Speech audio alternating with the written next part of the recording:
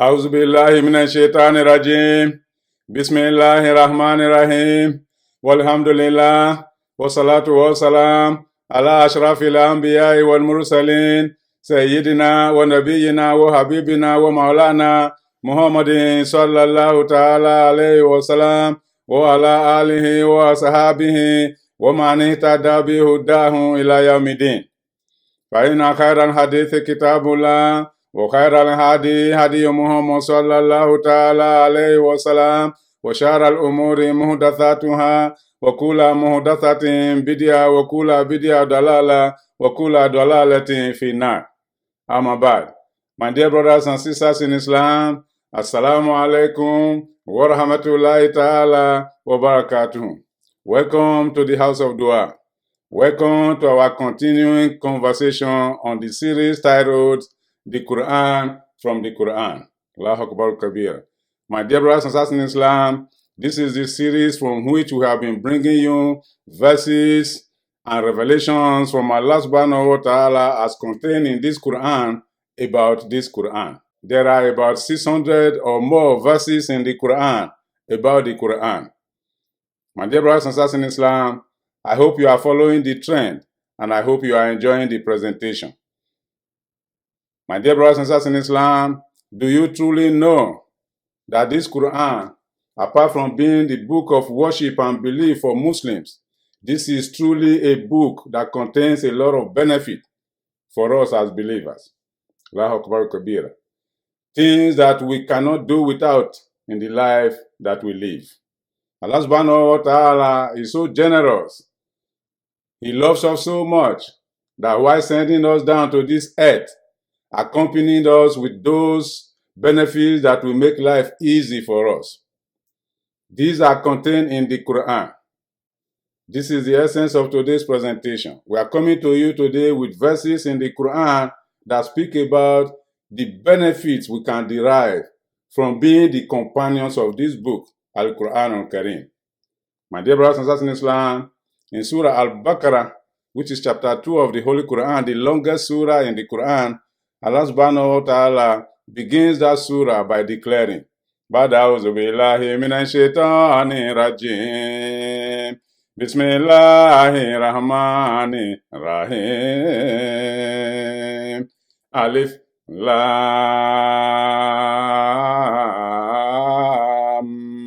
Mim. Dhalika al-kitabu la rayba fihi hudan lil muttaqin.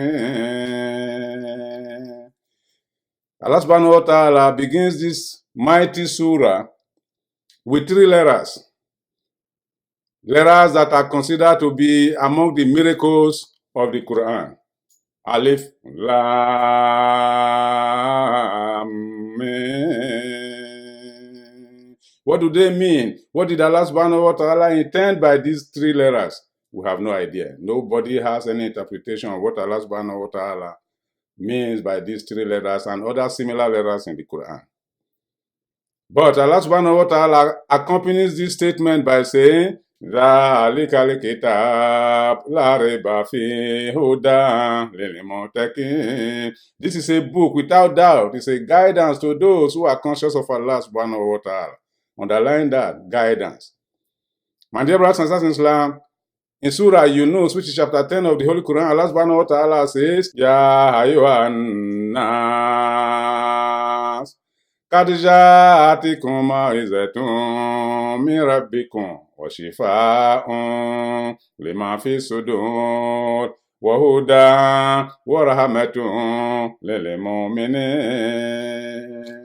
Tell the entire mankind, Ya Muhammad, Al-Ma'iza, an admonition, a true guidance has come to you by way of the Quran. And in this Quran, you will find that which is a remedy or a healing to the disease in your heart. And you will also find that which is a rahmah and a guidance to mankind. Allahu Akbar Kabir. In Surah Al-Isra, which is chapter 17 of the Quran, Allah subhanahu wa ta'ala says, وَنُنَازِلُ مِنَ الْقُرْآنِ مَا هُوَ شِفَاءٌ وَرَحْمَةٌ لِلْمُؤْمِنِينَ. وَلَا يَزِيدُ الظَّالِمِينَ إِلَّا خَسَارًا. We have revealed in this Quran that which is a shifa, a remedy, a healing, a relief to all your travails, and that which is rahmah, mercy to the entire mankind. Those who believe in Allah subhanahu wa ta'ala, those who follow the example of Muhammad sallallahu ta'ala alayhi wa sallam, those who believe in the message sent through Muhammad sallallahu ta'ala alayhi wa sallam in this book known as Al-Quran al-Karim. My dear brothers and sisters in Islam, in Surah Al-Anbiya, which is chapter 21 of the Holy Quran, Allah subhanahu wa ta'ala told the Holy Prophet Muhammad sallallahu ta'ala alayhi wa sallam, وَمَا أَرْسَلْنَاكَ إِلَّا رَحْمَةً لِلْعَالَمِينَ. We have not sent you except as a rahmah, a mercy to the entire mankind. My dear brothers and sisters in Islam, Muhammad represented an exemplification of mercy to mankind. He came with mercy. He discharged mercy. He left behind mercy for the entire mankind. My dear brothers and sisters in Islam, if you look at these verses that we are rehearsing to you, you can see a common thread. You can see three dominant themes in these verses. These themes are, Allah subhanahu wa ta'ala is making it clear to us that in this Quran you will find Huda, Allahu Akbar Kabir, guidance, true guidance. And you will also find, Shifa, Allahu Akbar Kabir. Shifa is translated to mean relief or remedy or healing to the travails that you come across in life, to the difficulties, the ups and downs of life. You will find the solution for them in this Quran. Another theme in these verses that we are rehearsing to you is Rahmah. Allahu Akbar Kabir. Rahmah is translated to mean mercy.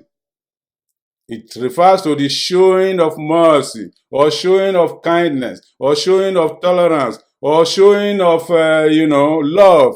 My dear brothers and sisters in Islam, in previous presentations, we discussed the issue of Huda, guidance from mankind, the Quran as a guidance to the entire mankind. We have spoken about it. We have also spoken about the Quran as a source of shifa to our travails, to the difficulties that we have in life, as a shifa for us in this life and in the akhirah. Today, inshallah, we are coming to you with a presentation discussing the third theme, which is the Quran as a source of mercy to the entire mankind. It's important for us to know this because these are the benefits that we cannot do without in life. All of us need true guidance, for example. Guidance to the straight path. Guidance as to how you live in this world in such a way that you will be successful and then return back to Allah subhanahu wa ta'ala as a successful person who will be granted Jannah. That is the true guidance. But in addition to that, all of us need guidance. Tell me that thing that we need to do for which we don't need guidance. The how of life. How to do this. How to move from point A to point B. How to, engage in an activity and come out successful. All of us need answer to that question. How? How do I go about it? The Quran provides you the how of life. My dear brothers and sisters in Islam, that is the essence of guidance. But when it comes to shifa, tell me who does not need shifa. Tell me who is free of any problem in the life that we live. Nobody. Every one of us, rich or poor, man or woman, black or white, whatever, young or old, we go through travails, we go through difficulties for which we need urgent and immediate relief. Allah subhanahu wa ta'ala said that relief is not far away from you. It's in the Quran. Today, we want to remind ourselves of what Allah subhanahu wa ta'ala has also stated, that we need mercy, we need love, we need kindness, not only from Allah subhanahu wa ta'ala, but from fellow human beings, from other creatures on the planet. But the ultimate mercy comes from Allah subhanahu wa ta'ala. And that mercy is not far away from you. It's from the Quran.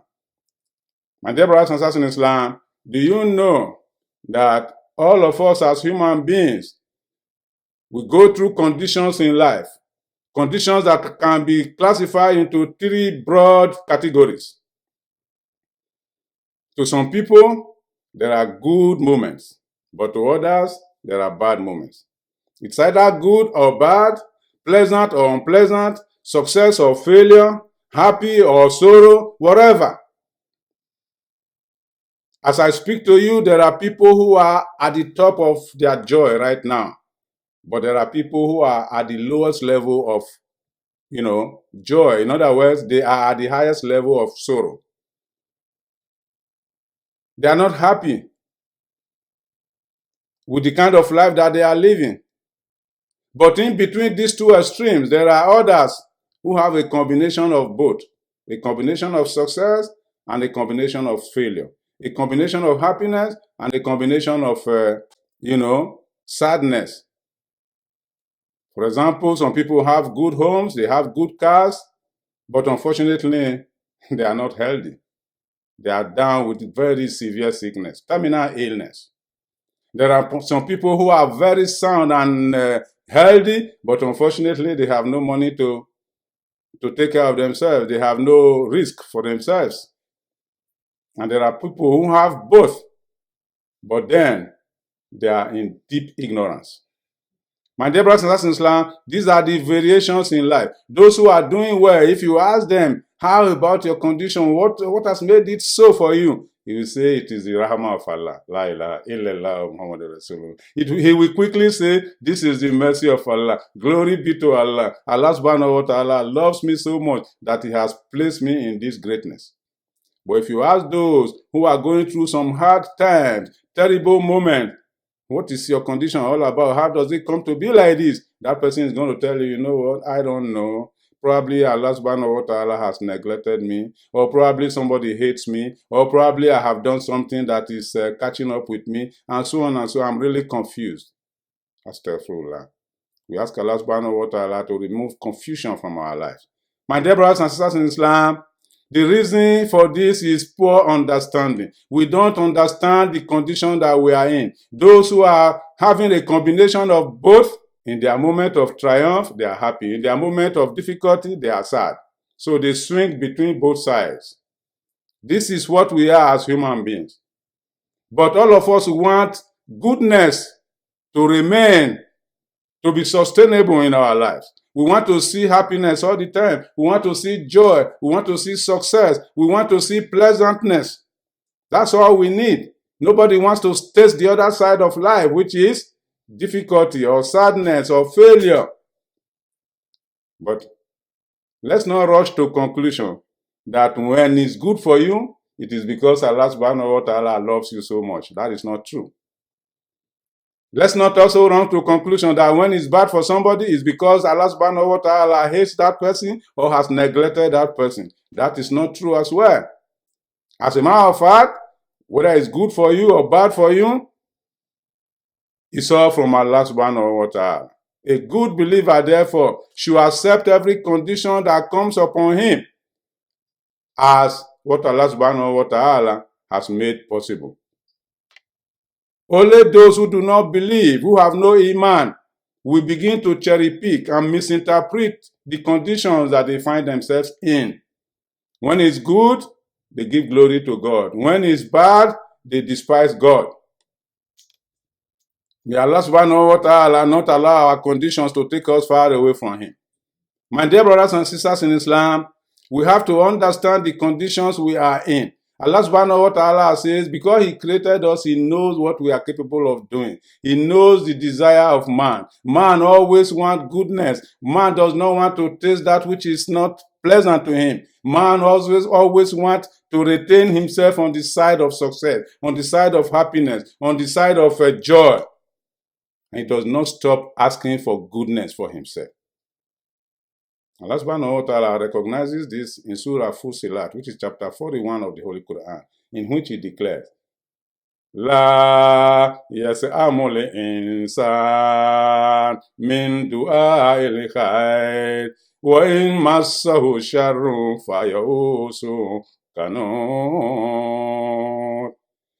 وَلَئِنْ أَذَقْنَاهُ رَحْمَةً مِنَّا مِنْ بَعْدِ ضَرَّاءٍ مَسَّتْهُ لَيَقُولَنَّ هَذَا لِي وَمَا أَظُنُّ السَّاعَةَ قَائِمَةً وَلَئِنْ رُجِعْتُ إِلَى رَبِّي إِنَّ لِي عِندَهُ لَلْحُسْنَى فَلَنُنَبِّئَنَّ الَّذِينَ كَفَرُوا وَلَنُذِيقَنَّهُم مِّنْ عَذَابٍ غَلِيظٍ وَإِذَا أَنْعَمْنَا عَلَى الْإِنسَانِ أَعْرَضَ وَنَأَىٰ بِجَانِبِهِ وَإِذَا مَسَّهُ الشَّرُّ فَذُو دُعَاءٍ عَرِيضٍ.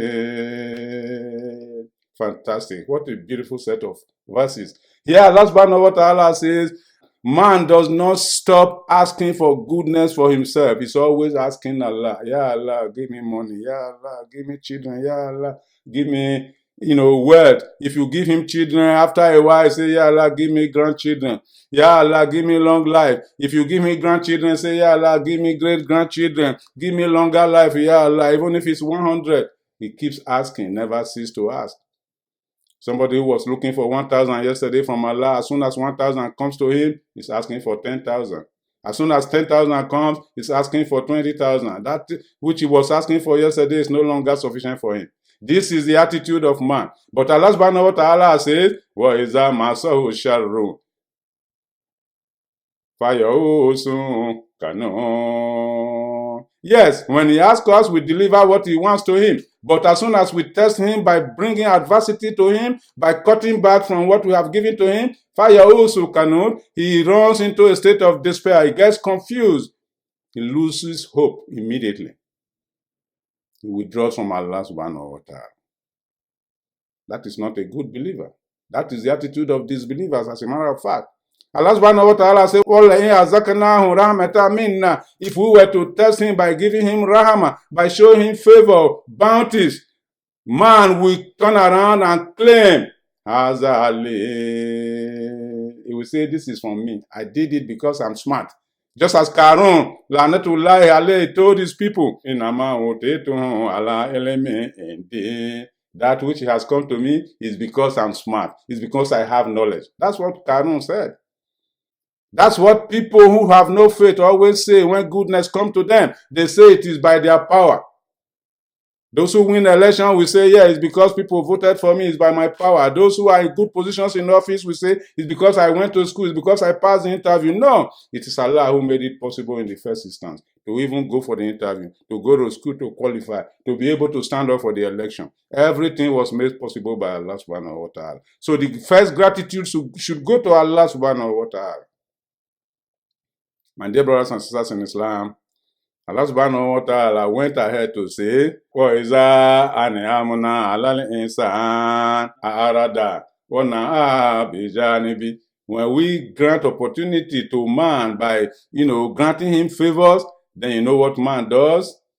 أَعْرَضَ, he withdraws from Allah. Allahu Akbar Kabir. Then he begins to show arrogance. وَإِذَا مَسَّهُ الشَّرُّ. But when we turn the table around, by withdrawing that benefit from him, that favor away from him, فَذُو دُعَاءٍ عَرِيضٍ. That's when man comes back to Allah. Ya Allah, help me. Ya Allah, I'm dying. Ya Allah, save me. Ya Allah, return my benefits, and so on and so forth. What Allah subhanahu wa ta'ala is telling us here is that there are two extremes of us as human beings. With respect to materialism, the way we see materialism, when it's good for us, there are some people, when it's good for them, they claim to be responsible for it. They stay away from Allah. But there are the same people, when it is bad for them, that's when they come to Allah, start asking Allah subhanahu wa ta'ala for help. We see it in many occasions. People, when they are in dire need of something, that's when you see them at the masjid. That's when you see them doing tahajjud. That's when you see them reading the Quran. That's when you see them fasting Mondays and Thursdays. That's when you see them anxious to see Ramadan. That's when you see them giving sadaqah. Because why? They are in dire need of something. That's not how to be a Muslim, my dear brothers and sisters in Islam. A good Muslim should be ready, under any condition, to be close to Allah.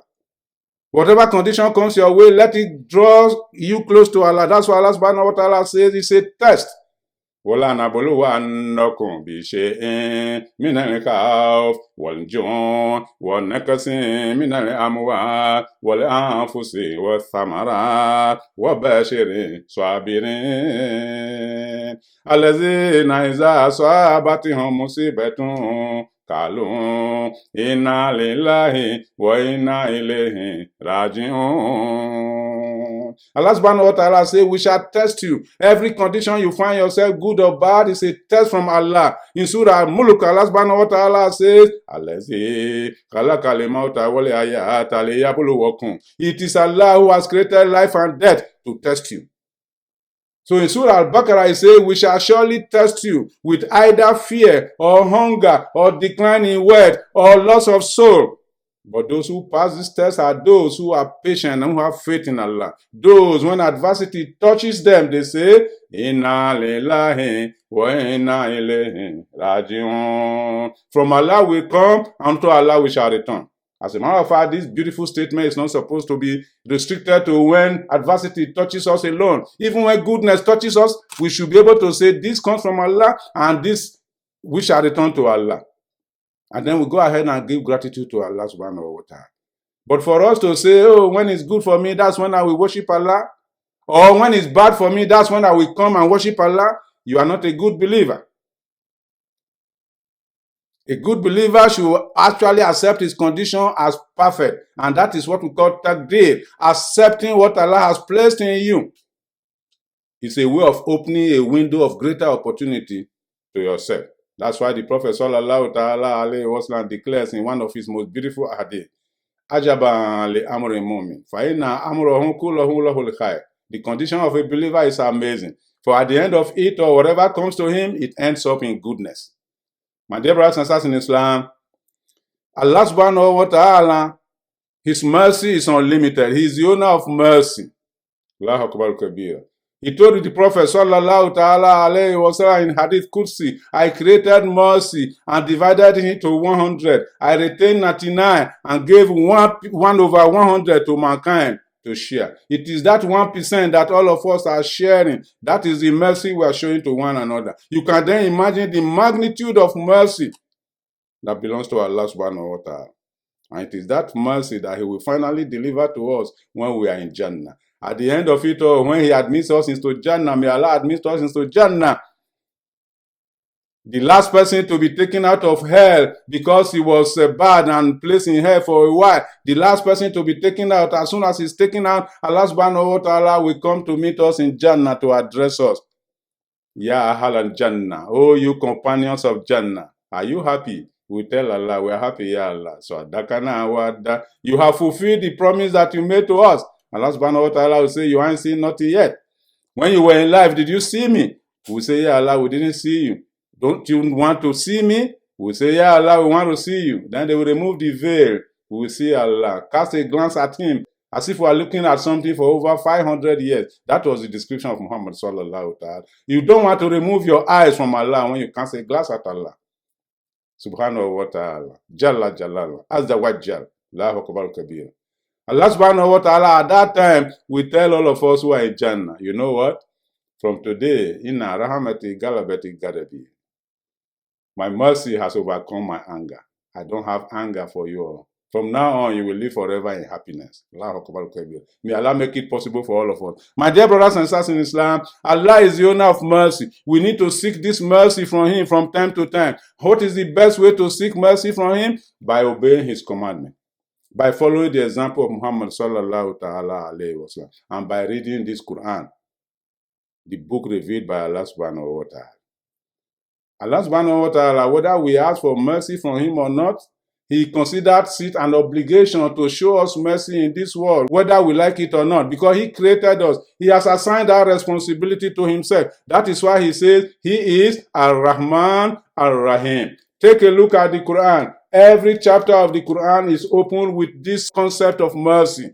Bismillahirrahmanirrahim. There are 114 chapters in the Quran. Out of this 114, 113 begins with Bismillahirrahmanirrahim.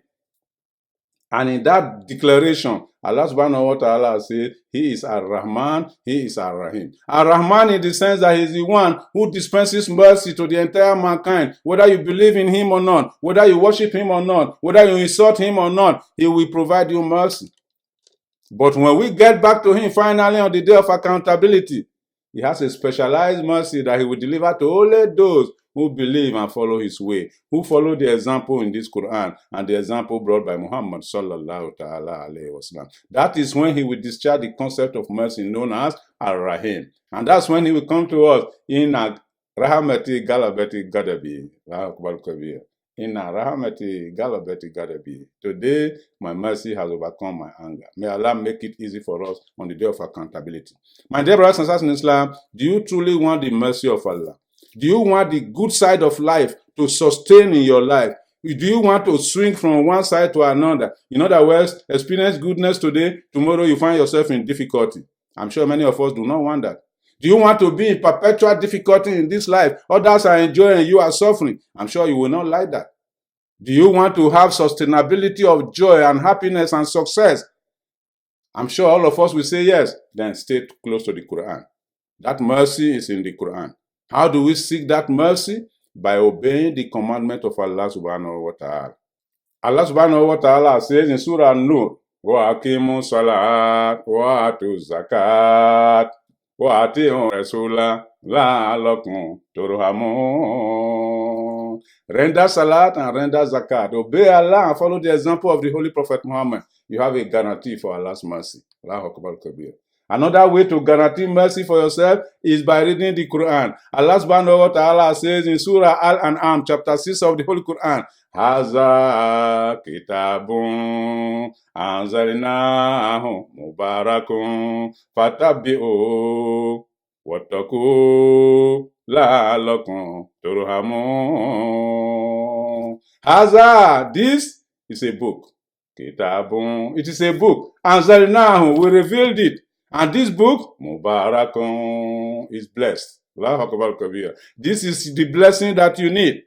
Therefore, Fatabi'u, follow what is in this book. Wattaku, be mindful of Allah. La'allakum turhamun. If you want Allah subhanahu wa ta'ala to have mercy on you.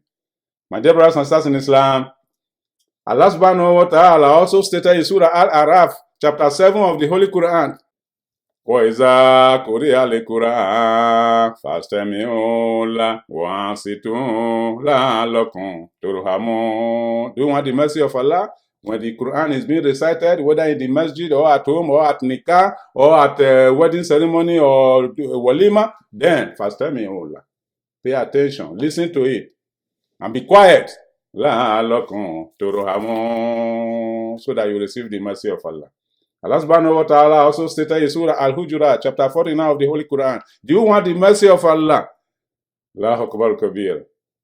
Allahu Akbar Kabir. Allah subhanahu wa ta'ala says, Innamal mu'minuna ikhwatun faslihu baina akhawaykum wattaqullaha la'allakum turhamun. All believers are brothers to one another. Therefore, when you see some quarrel between two brothers, reconcile them. That is the best way for you. Do not inflame the condition. Reconcile them and bring them to peace if you want the mercy of Allah. So reconciling people who are in dispute is a way of receiving the mercy of Allah.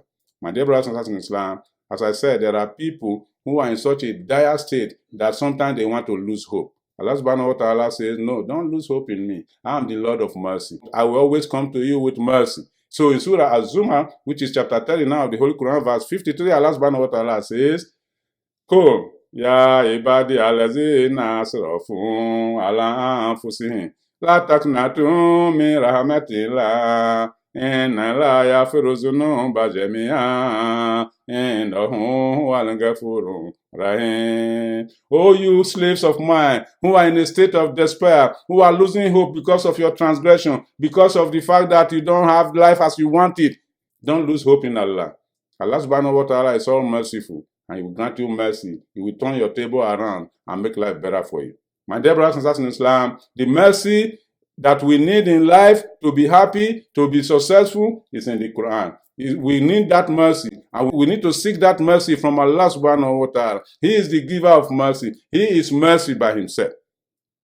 He only gives to those whom he wants to give. For those of you, therefore, who need the mercy of Allah, I recommend for you to be a good companion of the Quran every day of your life. Read it. Don't shy away from reading the Quran. The Quran is a source of mercy to all of us in the life that we live.